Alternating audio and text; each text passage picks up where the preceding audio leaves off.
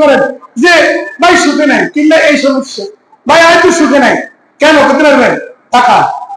তার কথা শুনে এই পৃথিবী সুখের জায়গা নয়। এদিকে তাকান, এই পৃথিবীর সুখের জায়গা নয়,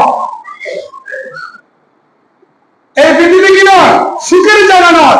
এই কারণে যে অবস্থার উপর আছে তাকে জিজ্ঞাসা করে না অবস্থা ভালো।